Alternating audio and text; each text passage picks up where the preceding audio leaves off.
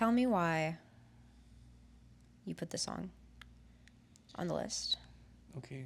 How did it make it from the 33 songs and infinitely more songs to down to the final cut?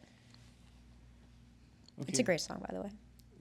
Yeah, it's a great song. All the Right Moves, Ryan Tedder, One Republic.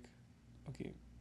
To understand why this is in my top 7 happiest songs that make me like really happy.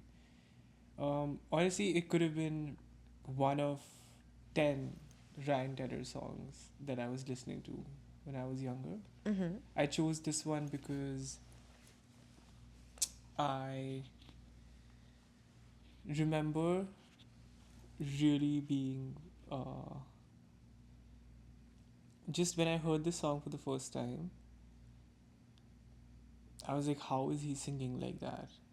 There was just something crazy about the vocal performance. That was the first thing that definitely got me. The melody is a difficult one to sing, and the timbre of his voice. Like I was very very pulled in immediately by the vocal melody and vocal performance, and even now that I think about it, even the intro drums are like very definitely had something to do with like catching my attention as 13 or 14-year-old. I think that's when I like listened to this song.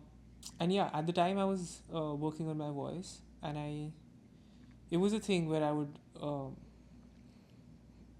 since I learned by imitation, I just used to listen to songs, and when I found interesting timbres and textures which I felt like I could recreate with some work, I try to do that.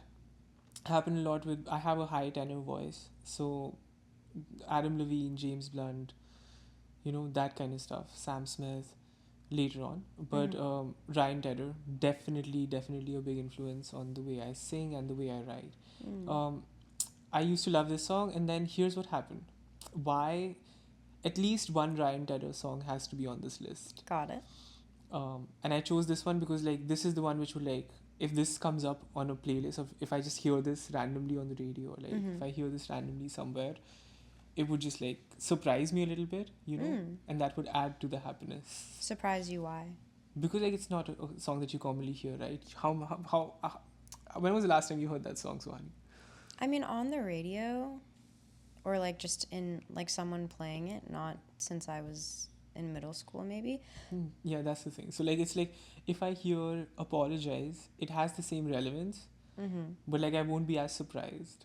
And I feel like the element of surprise kind of directly affects how you're going to react, how strong of a reaction you're going to have to the song, right? Yeah. Like if I'm not surprised by it at all, then like the intensity of the reaction is not good. But if you play me something which is like completely unexpected, it seems like this theme of surprise is really influencing your choices of what to put in this. That's what I was. Yes, because I was like, it's the song that makes me the happiest, right? If you play Fix You, now Fix You has a very relevant memory attached in my brain, but like the intensity of that reaction will just not be that much, because I won't be that, surprised by listening to Fix You, because you've either listened to it too much, or you've heard it too much, or just associated with too much. I'm desensitized to it. Interesting. That's what it is. So yeah, All the Right Moves is something that I'm not desensitized to. It's a Ryan Tedder song. I heard it around that time. I remember clearly using it to work on my voice, and it really helped.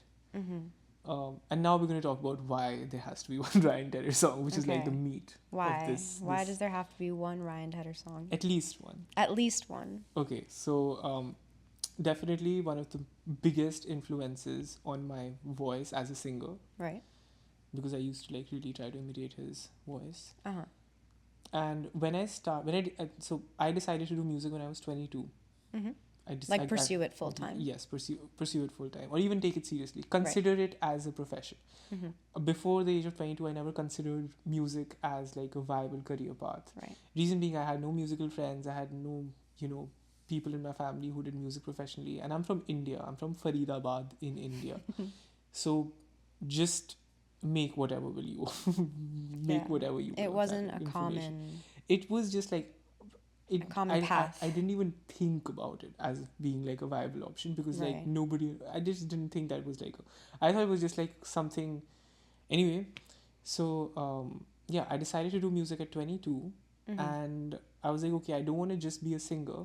I want to write songs as well, and I want to like be more involved in the creative process. Right. So you want to be a singer-songwriter. Yeah, that's what I thought. But as soon as I wrote my like initial first couple of songs or 3 songs, and I decided to get them produced, I ran into the very, very, very common problem, which is like not being able to communicate your ideas to a producer because you don't know what the fuck you're talking about.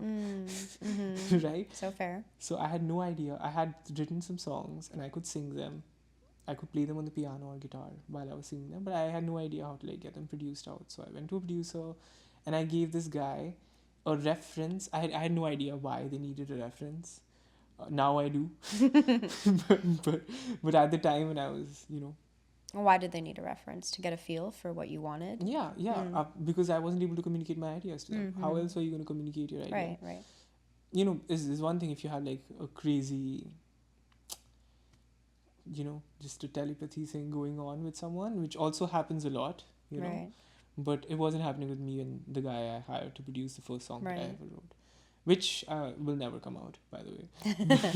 but It's a deep cut. yeah, I remember giving him Lullaby as a reference, the One Republic song Lullaby, and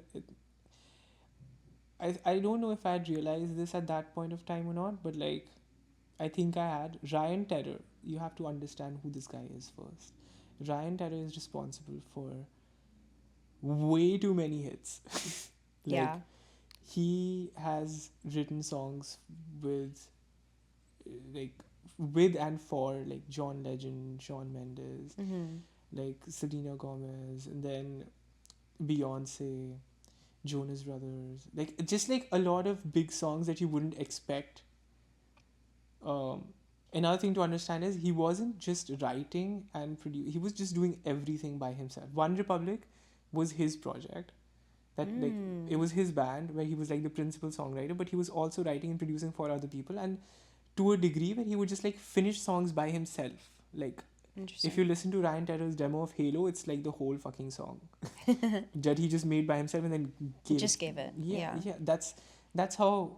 So in the music industry, that there's a term for people like that. It's called 100%. It's someone who can like start and finish a song. Yeah, they can do everything by themselves.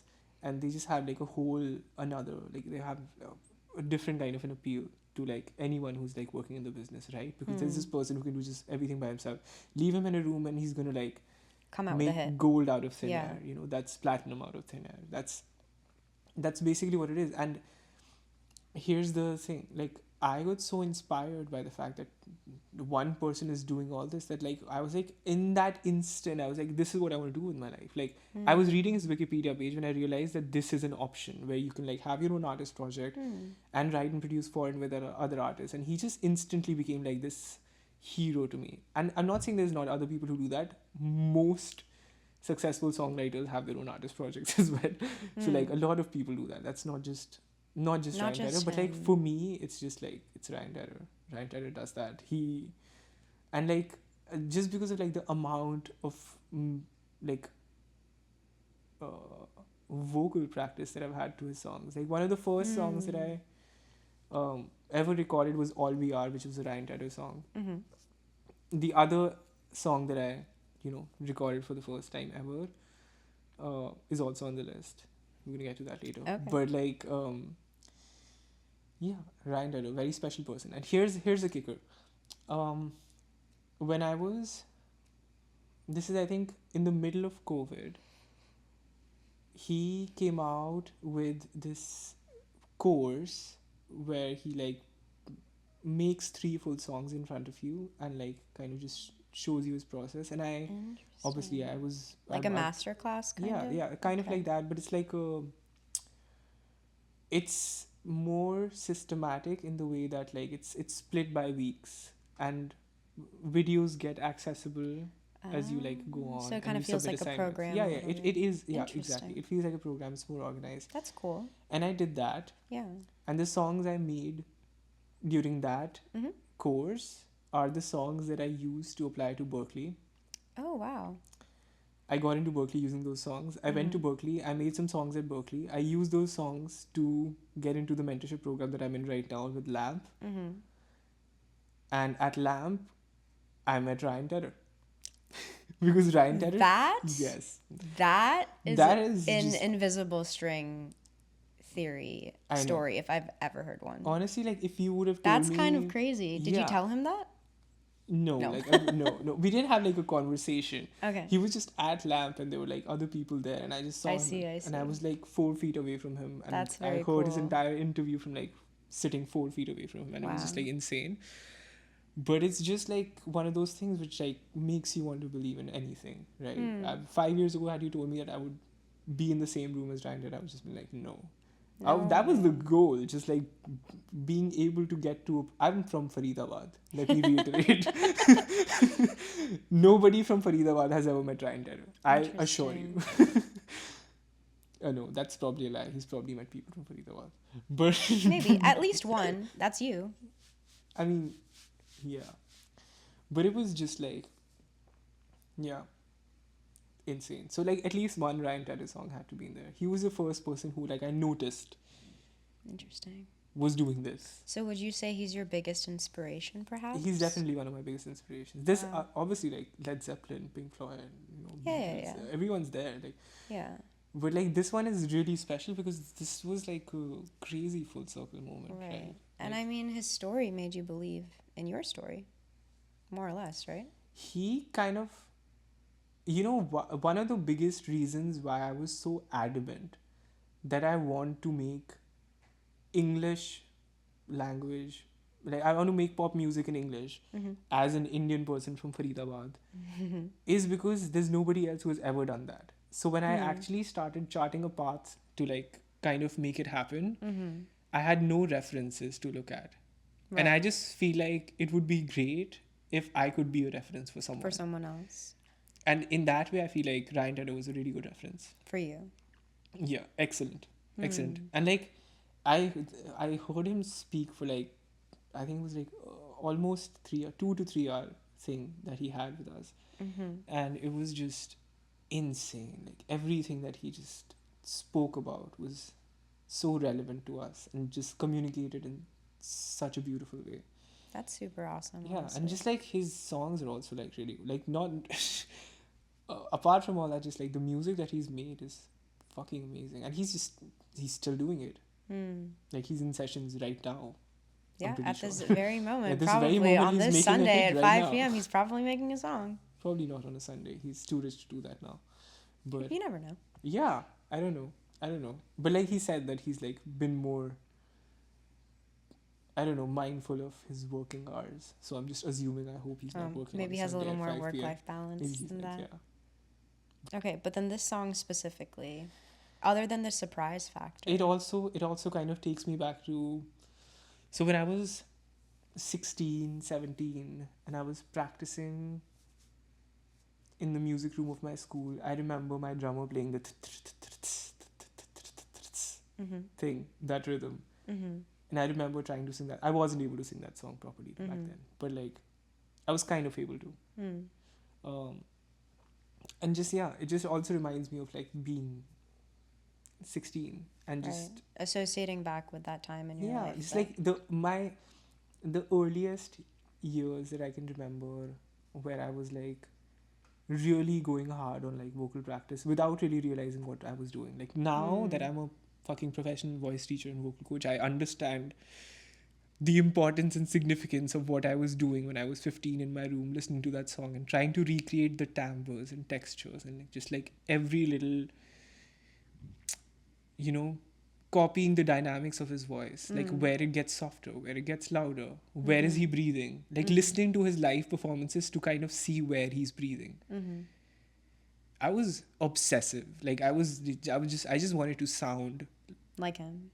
Not exactly like him, but like, right, but I wanted get to his level. Whatever he was doing with his voice to make it sound like that, I wanted to be able to do that with my voice. Right. I knew that it was not going to sound the same. Of course. But I wanted to see what my voice would sound like if I was able to do that. Right. Okay. Is there anything else you'd like to say about it? Besides, it's a great, great, great song. No, I think I've said enough. Okay. Okay, let's go to the next one. What is the next song? Okay, I want to go back to my childhood for a second, so I'm going to play this one. Okay. So here's Girl from Rubber Soul by the Beatles.